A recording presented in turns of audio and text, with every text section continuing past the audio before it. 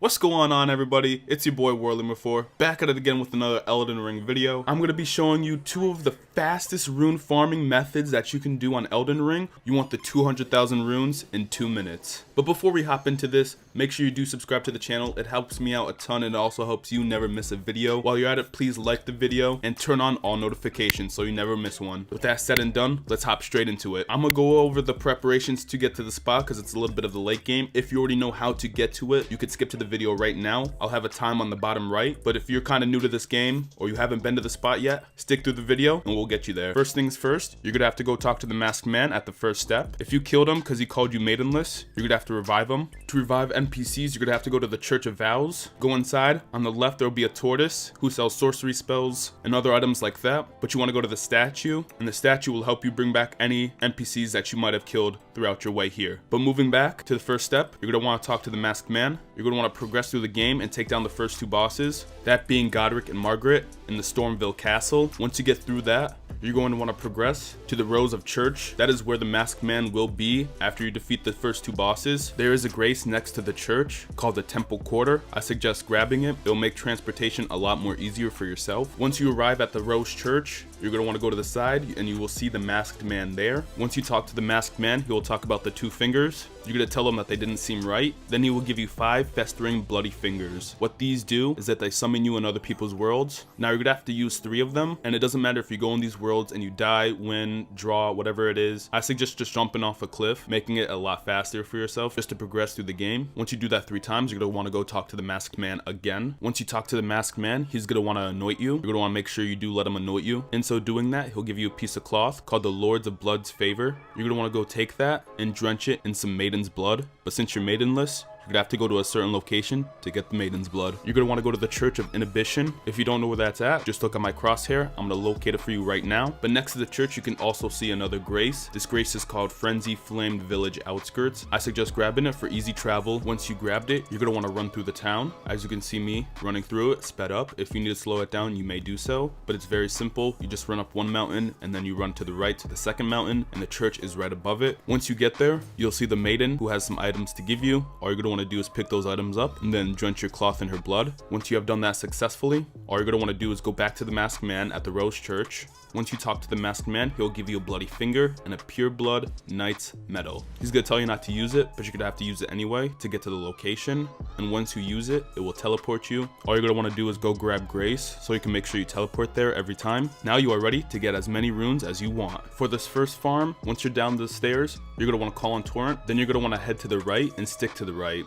As you can see and follow me, I keep along this mountain on my right, and once you see the mountain start to break away and you're gonna see a bird in front of you, you're gonna want to run towards the bird. Right behind them there's a cemetery, and this is where you start getting as much runes as you want. Simply, you're gonna want to jump on this cliff. Then there's gonna be a second cliff to the side. You're gonna also want to jump on that. You're just gonna want to line yourself perfectly where you see the mountain on the other side. Run to it, and when you run and you're about to fall off the ledge, you're gonna want to double jump so you get as far as possible. In doing so, you will not die and you will be able to swing your sword, and you're gonna want to keep swinging continuously. For the first minute you won't get anything, but then in about 1 minute and 10 seconds you'll receive 60,000 runes, and if you keep going for about 2.5 minutes you'll get up to 200,000 runes. Then simply at that, all you're going to want to do is go to your map, teleport to the grace, and then redo this glitch. Honestly, this method is just insane, guys. You can grind this out to get up to 8 to 10 million runes in an hour. That is just unholy, and it's super simple. I mean, this takes no skill at all. You're just jumping off one cliff to the other and then you're swinging your sword. Yes, you are breaking your game, I guess, but I mean, it is so worth it once you just see that you have 8 million runes stacked, insanely level up your character extremely fast.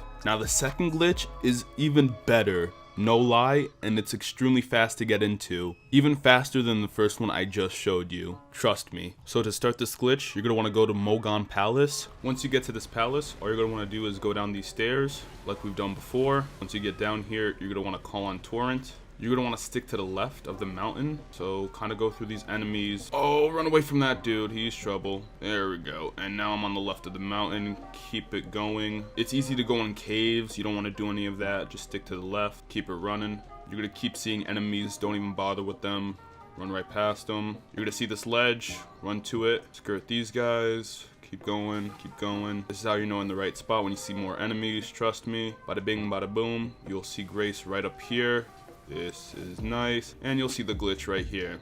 So this glitch happens at the blood wall and it's super simple to do. All you're gonna wanna do, look where I look. I hop on the first bloody rock and then I kind of hop on those gray stones. I jump on the third rock that's covered in blood and at like an angled, and then I extend myself all the way to the left and then I come back at the very last second. I'm gonna try to show it in slow motion how you have to do it, because if you do what I do at that very last step, you'll hit it every time. It is super crucial. All the way on the left and then I swoop back right very quickly. Very crucial to get done. Once you get your fingers like in the right rhythm, you'll hit it every time. Like, I mean, I was hitting this back to back to back and it's so close that it just makes it too easy.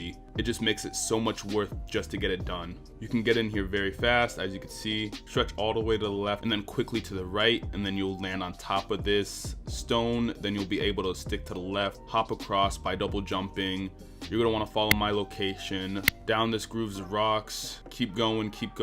Now to the left, you're gonna wanna make sure you double jump off the cliff. Very important that you double jump off the cliff, because if you don't double jump, your character will not be able to swing. If you notice your character is not swinging his weapon at all, just instantly go to your map, teleport back, and then redo it. That might seem like a hassle, but it is totally worth it, because this is super OP. After a while, you will receive about 50 to 60,000 runes, and then it'll increase by 20,000, and then it'll come in momentarily, and it is just so OP. After about 3 minutes though in this spot, I suggest going back, not to waste your time, and to get as many runes efficiently as possible. Also, what works well is the golden beetle and the pickled foul foot. If you have that, use both of them. Just increase as many runes as you can possibly get from doing this. I hope you guys do take advantage of these two amazing rune exploits, because they will for surely be patched. They kind of patched one spot of doing this glitch, and now this spot is open, so hopefully you take advantage of it. Before they just make sure that you can't access that whole mountain completely. Now, if you feel yourself to be